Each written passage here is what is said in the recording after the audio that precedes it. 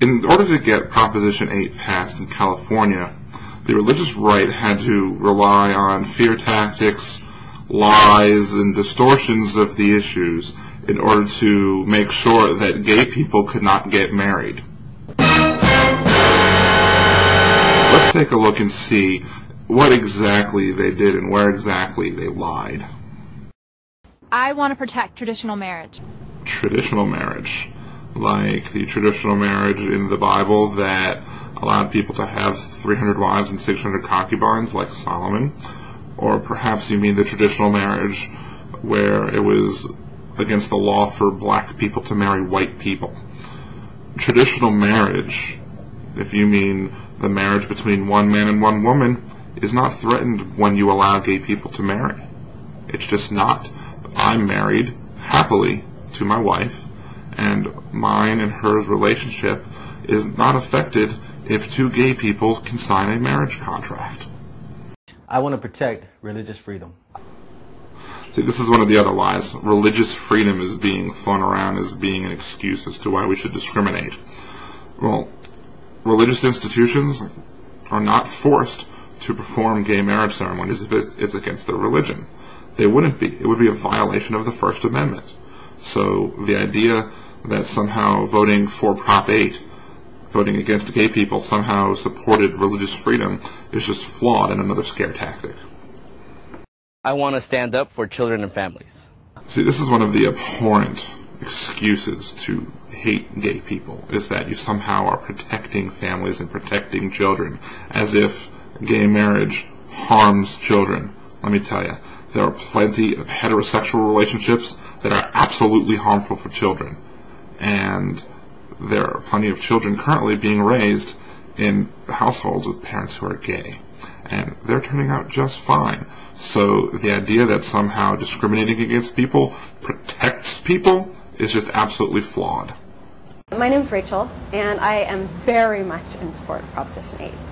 Is it just me, or is Rachel just far too happy to be discriminating against people? I mean, it looks like she has joy in her eyes when she thinks of taking away the right of gay people to marry in California, and it's disgusting.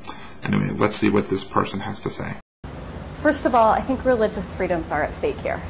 I think people's ability to believe in marriage as a divine institution of God and to preach that and to follow their conscience and incorporate that belief into their everyday lives is very much at risk. Wrong! What Rachel doesn't understand is that Prop 8 failing and gay marriage being allowed in California would not stop people from believing that marriage is a divine right.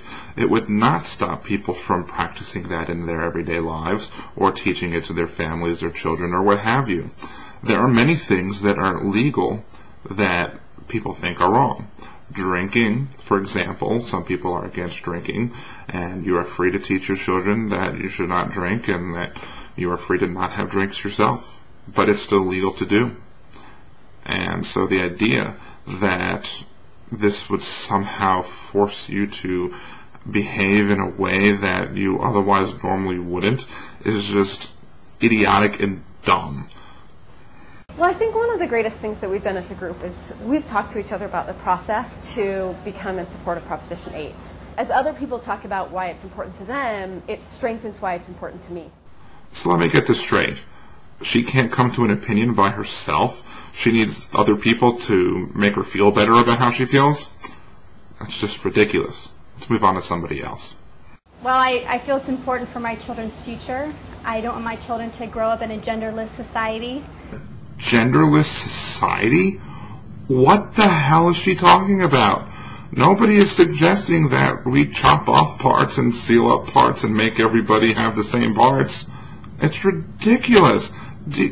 People who voted for Prop 8, do you listen to what these people are saying? Do you see how ridiculous this is? Nobody is suggesting that we live in a genderless society. It's just, they're just saying that, hey, some people happen to be attracted to only people of the same gender, and they fall in love with those people, and they should have the same civil, legal rights as heterosexual couples do. Period. That's it. The fact that there were 4 judges that went and made this decision after 61% of the population of California said actually we define marriage as between a man and a woman, and then to go and to flip it, I have a hard time with that. When I vote for something, I expect that that law is going to remain on the books until the people say, never mind. And so for me to be able to stand up and say, I don't agree with what 4 judges did, and I'm going to put my foot down about that makes me feel American. That makes her feel American? To be able to discriminate against people makes her feel American. That is just wrong.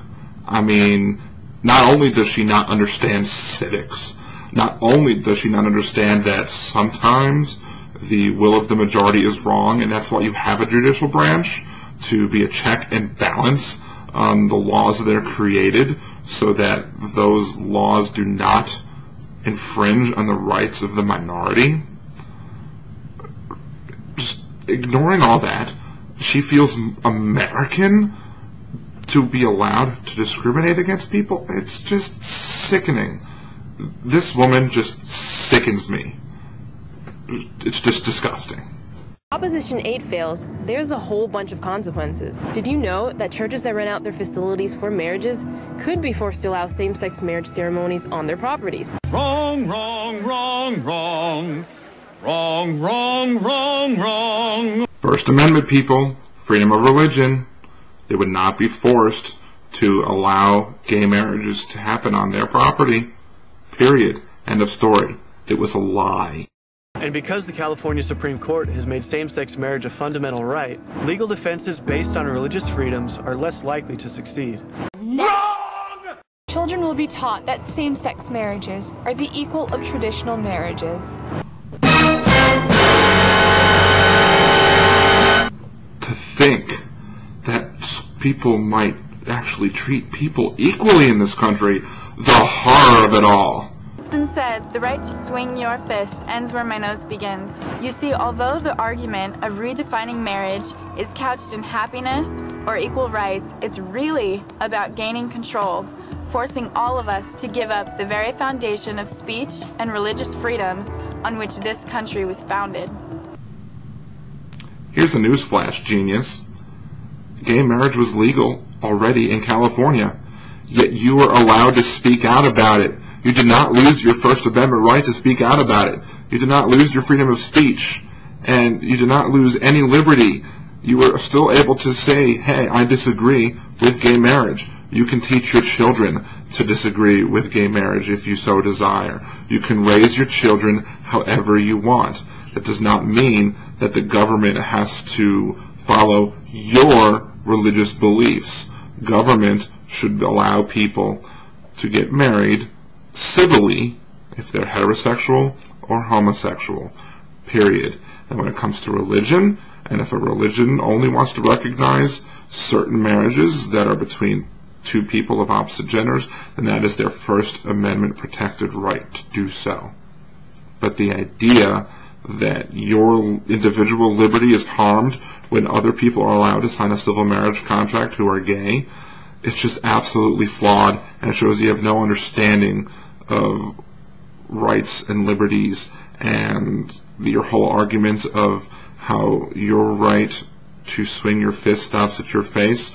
Well, guess what? By supporting Prop 8, you swung your fist and you smacked the gay people of California right in the face by eliminating a right that was already determined that they had in the state. Period. Now let's go back to the other brain surgeon here for a final thought about this issue.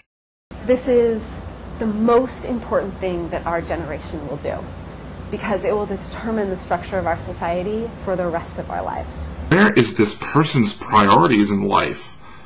You have healthcare issues, you have an economic crisis, you have environmental issues, you have terrorism, you have all of these other problems facing our nation. Yet preventing gay people from getting married is the most important thing facing you? You really have problems.